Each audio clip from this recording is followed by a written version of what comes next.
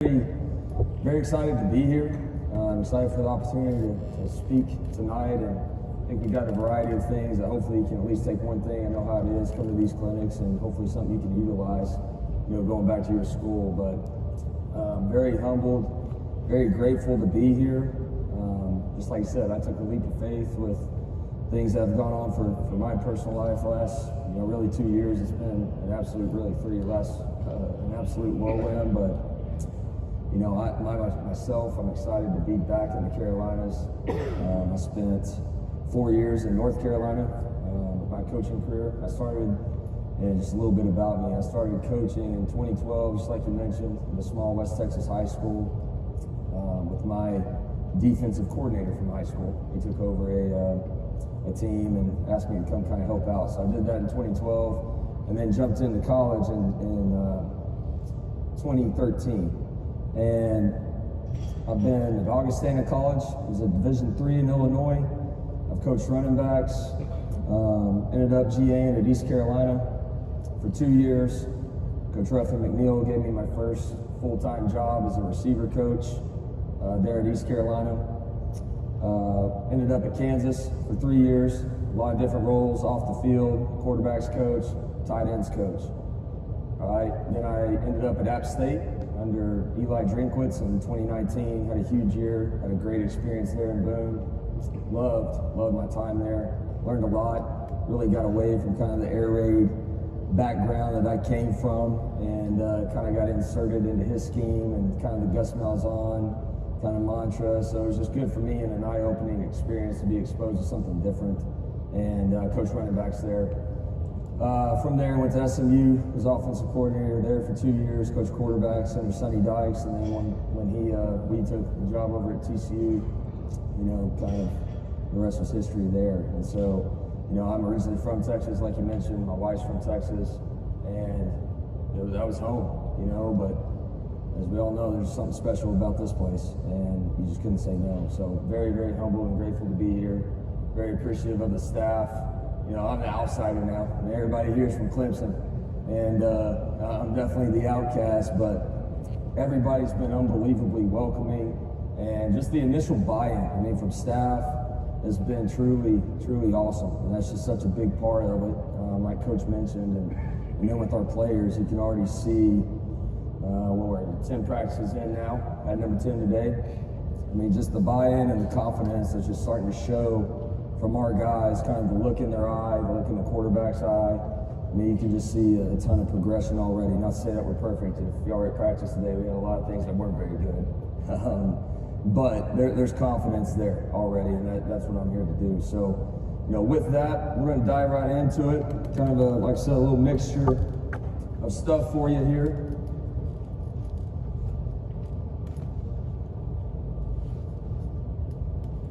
All right, screen drill. Okay, so for us, really every day when we have just a normal practice, we're going to have a screen drill. And for us, typically that's going to begin with a half line sort of setting, all right, where we get a lot of rapid fire snaps, things where we can get a lot of repetition in a short amount of time. We're not looking for perfect looks necessarily from defenses, whether we have a scout team or whether we're using coaches like we are right now for spring football. It's just about, getting the muscle memory of it, getting the base rules. So for us, just showing a little now screen here, we'll have a rep on the left, then it will go to a rep on the right, and we're just doing that. We have half line with their offensive line, so they're able to work through, timing and calls and the verbiage. You can see what we're working up top with the little just 2x2 now screen. It's just something we've done for a long time, and I just feel like, again, the muscle memory of it is probably the biggest thing. Yeah, there's fundamentals. There's a mentality with this, especially when we hook up and go against the defense. That's where the physical part will really come, but something we definitely believe in, okay? And then this is kind of the main part of the screen drill that I wanted to show you. Okay, so now once we go to a full one line, this is something I learned at App State. And I thought this was so good and so useful, and something I really think that at the high school level you can certainly use, is it's the age-old deal. You get into a screen drill, and you got kind of two options. You put a look team out there, and most of the time they're not going to give you a very good look. Okay, they're going to screw the look up, and they're not going to be as physical as you want them to be. So you kind of lose on both of those things. So then your other option is, all right, let's put some coaches out there, right? They're going to get the right look. They're going to know kind of what the drill is and what you're really looking for. The bad part with that, at least in my opinion, on these full screens where we're deploying offensive linemen, is you're teaching those old linemen bad habits. Once they get up to that coach that they're going to block, what happens? They pull up because they don't want to hit their coach, right? And so for me, that really resonated at App when I saw this drill, because we started using just those big blue like physio balls, right? And just rolling those out and letting that be the defender. And what it did is it created some muscle memory for our offensive line to get out in space with speed, know a landmark, and then now they can rip through the ball. I know they're not blocking anybody, but to me, the spatial awareness and the speed of it was what we were really teaching. And I just thought, man, what a simple idea. That was good. That was really good. So kind of playing the tape here. We only really do this, like I mentioned, on things where we're deploying our offensive line. We're not necessarily rolling the ball anytime that's, our tight end or receivers in the blocking scheme. This is really purely for our offensive line. So right here, you're just seeing a little bit of a slash screen, kind of a little pick play you're seeing nowadays, a lot for man coverage. Okay, and then now just a little game tape or a little practice clip, just showing you from a screen drill right to an actual example. Okay, and so you see the right tackle here. Now, we got some dudes here at Clemson now. These guys are athletic. They're getting out in space. They're playing fast. I would love for them to be a little bit better, on the finish, but man, that's a hell of a deal. All right, that's really, really good on the right tackle, getting out there with speed and trusting himself to get out there with speed and not be pigs on ice like we always see. Okay? Next clip, it's another example. So now getting into a little bit of a tunnel type of screen. Offensive line are deploying out here, same deal. We got the one ball here for the alley defender, same thing. We're teaching that center that's getting out right here to basically set up a kick out block. Man, he's straining, you know what I'm saying? And it's our starting center in screen drill, he's having to strain. And so again, we were just building that muscle memory of what we need for those guys to get out in space and be effective. Okay, and I think that's just really paid off. At least for me, in my experience, the last couple of years with screen game. Okay, another example here, getting into a practice clip. Okay, so here we are showing it off a little bit of a counter look, throwing the tunnel. Once again, look at our center getting out with speed. He's fast, he's flat, he's confident, he's doing it with some conviction, and then we're covering people up at that point. It's good stuff.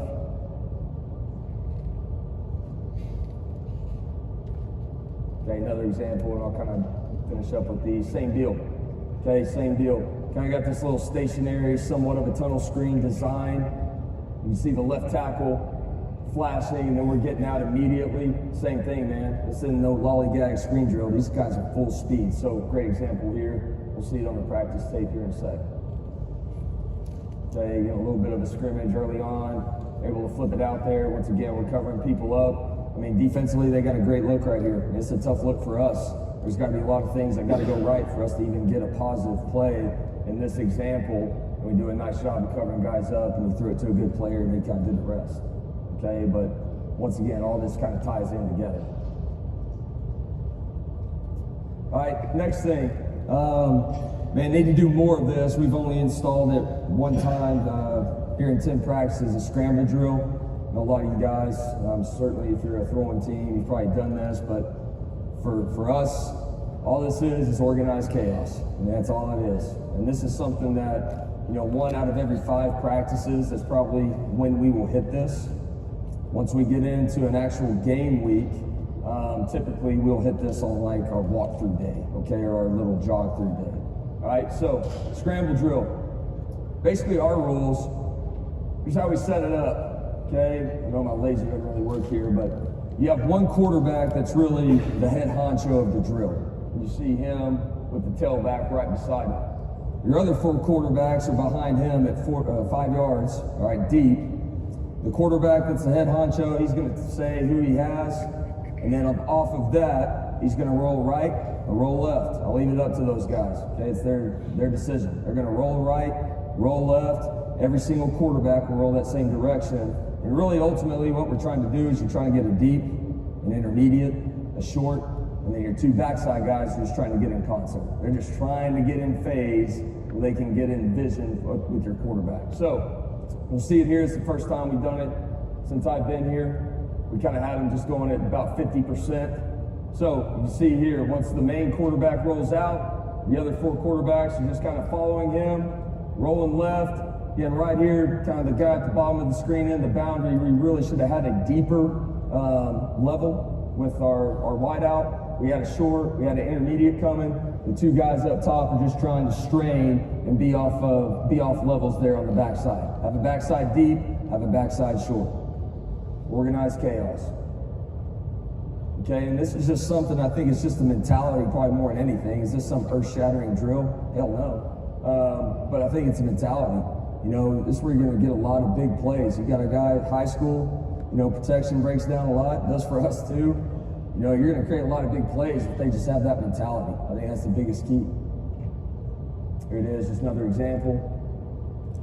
Very just kind of low impact drill. You can make it full speed. For us, just installing it. Once again, we were going just about 50%, just trying to get the lay of the land here a little bit. So not bad here. Okay, not bad here. We ended up getting a deep. We get an intermediate to the rollout side. We got a short, and then backside, we're on different levels backside. It's a good rep. It's a good picture. Okay, just got to catch the ball. That's a good picture. All right, ball security now. Okay, for us, really for us, it's kind of right now just two circuits. And this is something we'll do every day. I know we didn't get it today because it's a little bit different practice. In general, we kind of have our normal ball security circuit, which is going to be 3 stations. We do it at the beginning of practice too.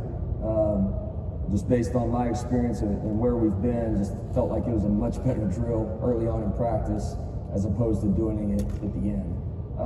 But three drill circuit, and then what we'll have here in a second, you're going to see on red zone days, we'll have a red zone ball security circuit. And those are the 2 ones that we do. That's it. We just do it all year long. Get really good at it. So, one station right here, you're going to see us wide out starting here of catching, tucking, seeing it to the tuck. You're working on pad level here underneath the little PVC pipe, and then we're bursting through 2 defenders. Okay, the biggest deal is you want to just see your eyes up. As they burst through those 2 defenders, tell them to get their eyes up. Always a great coaching point there to see as you burst through 2 defenders. Okay, so it's low impact. You're not trying to kill your guys, and it's rapid fire. These guys are getting a lot of reps very, very quickly. This is only a 5-minute period for us every single day. All right, it's 1 period. Okay, the other one that's going on simultaneously here is usually some sort of bungee work. Something where you're working a pull and you're working with resistance. Okay, so these are just cheap little bungees. And they have these in your weight room. You can configure these to stay attached to your ball. And so we're just going a little 10, 15-yard increments, low impact, and working with these guys of keeping it high and tight and letting them feel resistance from behind, because that's where most of your fumbles are going to occur. So we got that going on simultaneously. And then in the middle, I'll see it here in a second. Let's get back to it. In the middle of all this, the one that's the staple is just what we call stumble bump. Okay, very general, old school drill here. Low impact, guys are partnering up.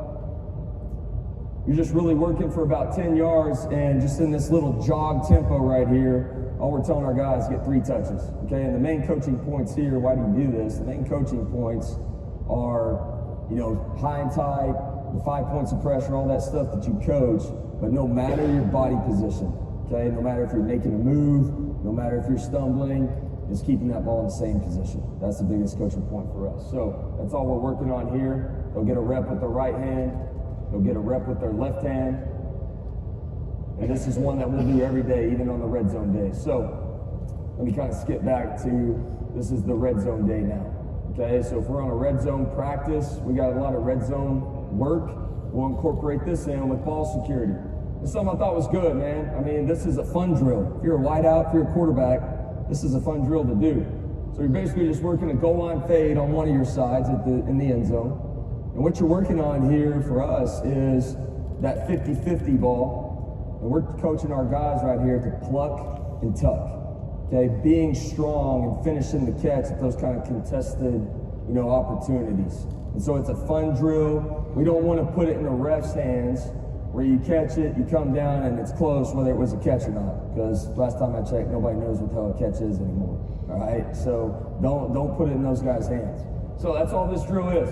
Quarterbacks are just giving them a little light ball here, giving them a jump ball. We're working on that contested kind of 50-50 ball. And we really just, what the coaching point here, what we really need to see in this tape is we need this thing to be aggressive and pluck and tuck it out of the air, right? Overemphasize kind of the details of the drill is all you're after for right here. So on one side of the end zone, you got the goal line fade. On the other side, we should have a little goal line slant here in a second. Yeah, here it is, right? So one side's doing a goal line fade. The other side's just working on a bang, bang goal line slant. Okay, quarterbacks, what we're telling them, the dude's covered up. He's got a defender right on his back. Just give him a body shot. Try not to outstretch him and make that just miraculous throw and catch. Put it on his body, put him on a body shot, number one, for the QB. Number two, for the receiver, same thing. We're just giving him a little presence, and you're just focusing on finishing the catch. It's just a focus drill, right? But you can kind of incorporate it into your ball security circuits like I mentioned on red zone or goal line days. So like I said, fun drill, fun way to kind of incorporate some of this stuff in your practice without getting too crazy. Okay, window drill. This is one, if you were at our practice today, just putting a little bit of QB stuff on here. Man, it's been a staple. This is one I learned way back with Coach Leach. Coach Sonny Cumbie was like the student assistant or GA back at the time. He's head coach now at La Tech. So he would put us through this a lot, and I always loved it. It's a fun drill, but if you're throwing crossers, if you're throwing Y cross, if you're throwing seams, if you're throwing benders, I mean, if that's something you believe in, then I highly, highly recommend this drill. Anticipation, you know, I think, this is my personal opinion, you know, watching us, watching myself, our teams that I've been involved with, watching others when we study opposing teams in the passing game, I do think that some of the anticipation on some of these things, you just don't see as much anymore. It's a lot of RPO, you know, hitting it right behind a certain defender as opposed to sitting in there progressing and finding these windows, you know, time after time. So this is something that we believe in quite a bit, something we've done, you know, already here at Clemson, a fair amount in our Indy time. So low impact drill, you can work any type of drop you want to with your quarterback, 3-step, one big, some sort of play action. You can incorporate anything you want in terms of a drop. From there, all we're doing is just setting defenders up and having a runner on the back. And so what you're coaching your quarterback here to do is really filling these windows and throwing it as soon as he can. Okay, really be hard on them, like, hey dude, you know, we're hanging on to that thing half a tick too long. So I mean, that's really what you're emphasizing in this drill of hitting it in that window as fast as you can, right behind that defender's ear hole, and putting this thing in play. All right, so we just got our managers right here, just running for us on the back end. I'm behind the quarterback, and I'm the one directing traffic on telling guys when to move and who's moving. But just a very simple drill that, man, I just think there's been a lot of mileage that's coming out of this thing. And just trains guys over and over again in a very simple way. We got young Chris Vizina right here, the freshman, still should be in high school. He mid-year got here, working it off a 3-step drop right now. Really kind of in an initial window. Would like him to get that back foot in the ground and trigger the ball sooner. Okay, here's another one. Same thing, just kind of mixing up the sequence here. You guys get the picture. Now, examples, okay? You'll see some different concepts and things of that nature right here, but really at the end of the day, all you're watching now is really that drill, okay? Pocket presence and finding it to throw it on time in windows and not being scared to throw it in windows. So here we go, we got a little bunch, kind of vertical concept going on right here, and we're gonna end up hitting really our third read in the second window, all right, between two backers. Now, this stuff takes a lot of conviction, you know what I mean? I mean, if you're a quarterback and you're ripping this thing over the middle, I mean, you better be, A, really decisive, and you better have some conviction with this stuff and have some belief. And so that's what you're seeing right here that's pretty evident. Like I said, it's really his third read at the end of the day. We got a great pocket for him to stand in right here. He's able to step up, slight little shuffle to the left, and we're able to throw it here between the two backers for a big one. okay?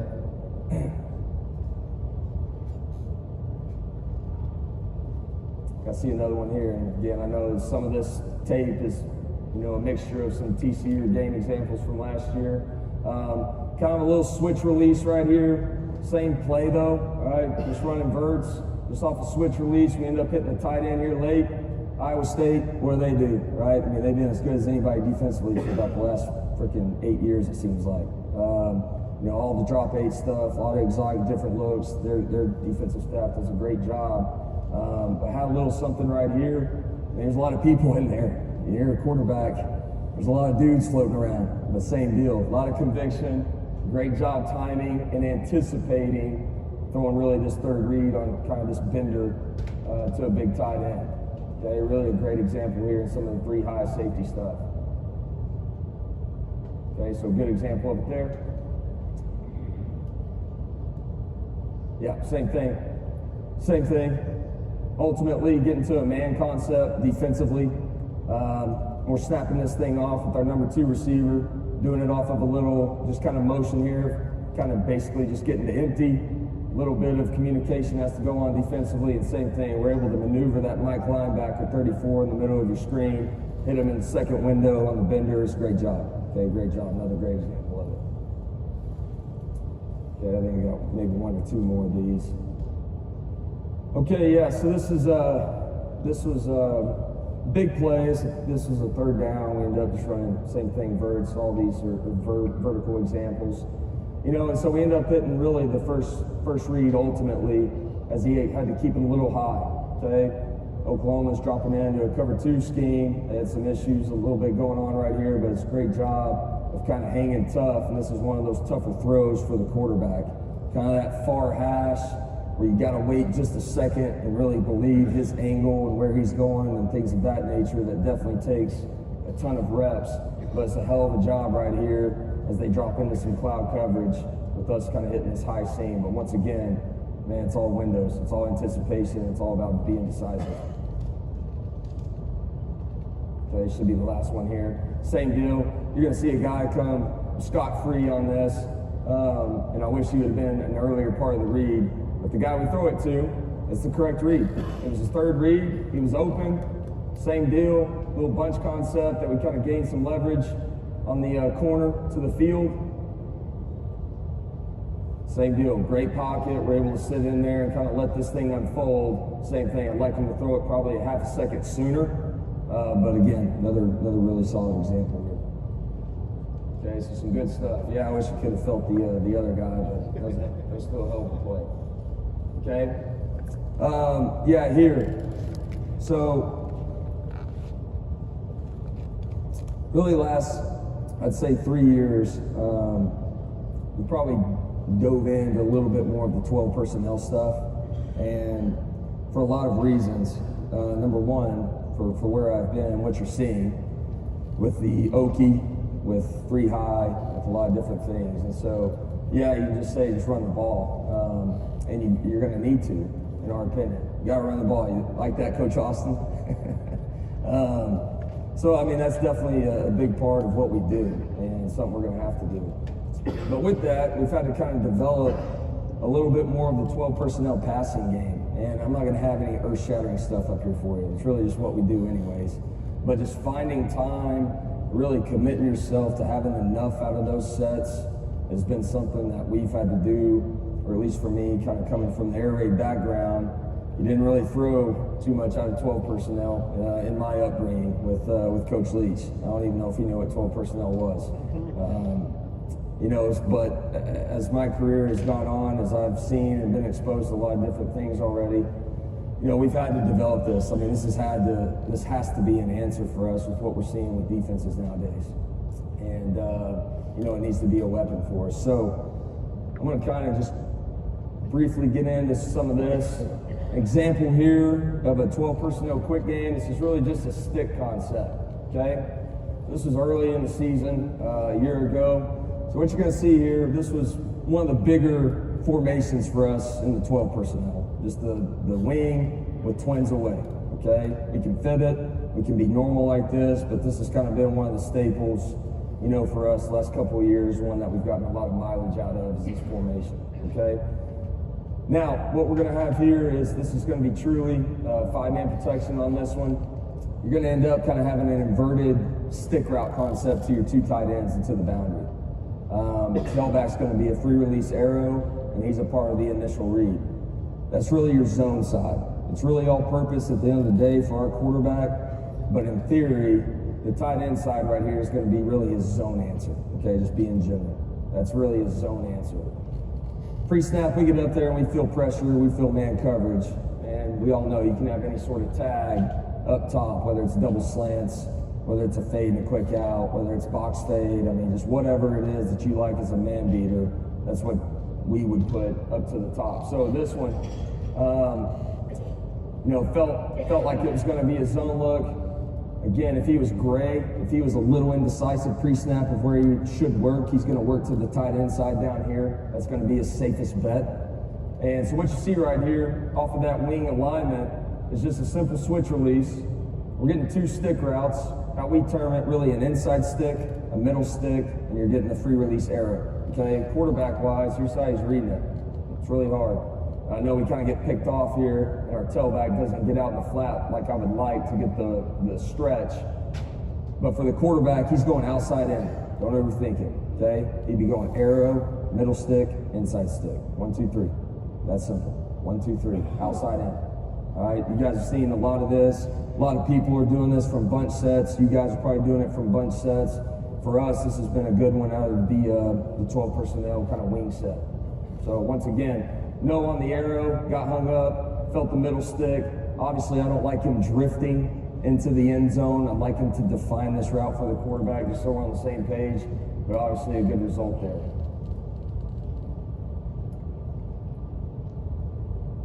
Okay.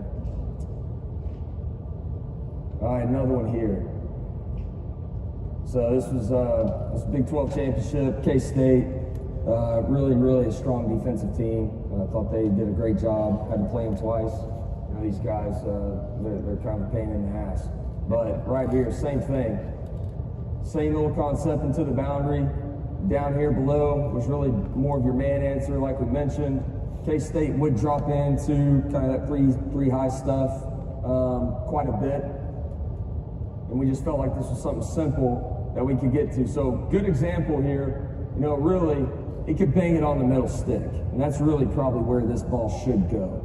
He should probably put it on his inside number, and that would get into our kind of perfect drill that we do here at Clemson of tight turning, getting vertical as soon as possible.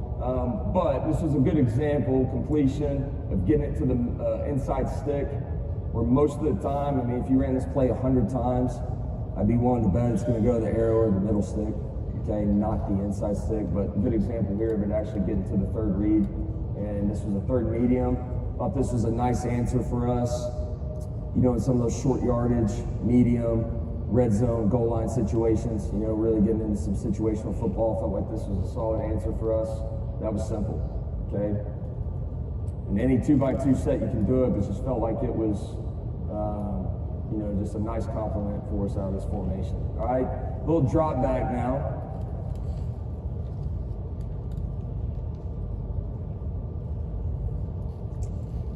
All right, so this was Baylor late in the season. Really helped us kind of save the run that we were going on there. This is the game where we kind of had the last second field goal, the hurry up field goal that ended up working out. But this is a huge critical play going in, you know, kind of to the nuts and bolts of this game here. And what you're going to see, this is basically just a variation off of Y cross, all right? And what we found, and it's not like we reinvented the wheel here, but working off of a switch release again with your tight ends, they're going to be the Y cross people. That's going to be your cross. That's going to be your post curl, your in. We were having an in tag on the backside of it out of this wing set. Reason being, you'll see I'll kind of let this thing unfold. Down here, basically working a switch vertical release down here to the twins. Liked that for some man value, liked it for some cover 3 value as well. That was really the first initial read of the quarterback here off of this little P fake by the tailback. So he's starting down here with the switch verticals. From there, he's just simply progressing just like he always would on Y cross. He's going to go to the cross, he's going to go to the end or post curl, and he's going to find his check swing or his flat controller. So at the end of the day, this was something we kind of got to very late in the season a year ago. But what's important for us, what's important for me, and what's important for the quarterback is we were a big Y cross team. This was something, even though we maybe didn't do it this exact way all spring, all fall camp, all season long, it was still just Y cross to him. I mean, it's something he had done a million times. It's something he was confident with. So with that, went no on the cross. It's a decent stair step and snap off by our cross. I think he's running a nice route here. I mean, he has a chance to get the football. He hung in there, knew we were going to gain leverage with that tight end on the end cut. Okay, and that's why I like this thing. And so it's a nice compliment to that quick game you just saw a second ago. All right, basically the same release, but now all of a sudden we're running crossers and we're running some real stuff now. So I just thought this was really beneficial for us. Gaining leverage, throwing it to a big target, and then ultimately, you know, running a play that this quarterback's done just a million times.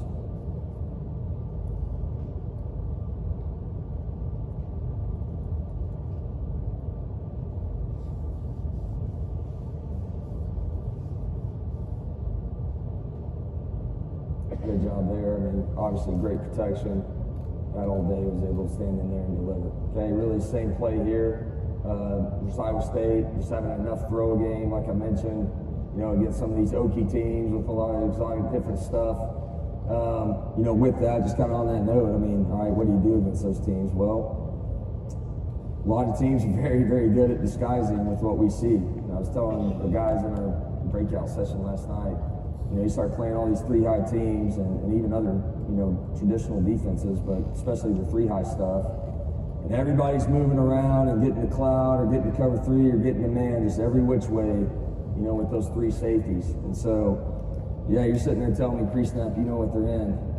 Y'all come talk to me because I don't know what the hell they're in pre-snap, all right? And so with that, how do you program your quarterbacks? Well, you better have a lot of post-snap reads and progression things where it really doesn't matter what they're in, right? And so that was just one of these answers that we had or felt confident enough with, you know, to put it in the game plan and take it up against Iowa State. So you're seeing the exact same play you saw a second ago against Baylor.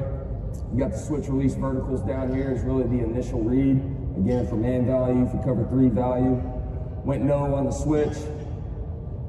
They're rushing three. Obviously, we were fortunate here to have a lot of time. His third read here would be the Y cross. Okay, snapping it off. And as you can see here, it is late. It had to unfold a little bit, but it's a great job just kind of getting to that final read where once again, we're gaining a ton of leverage with that switch release.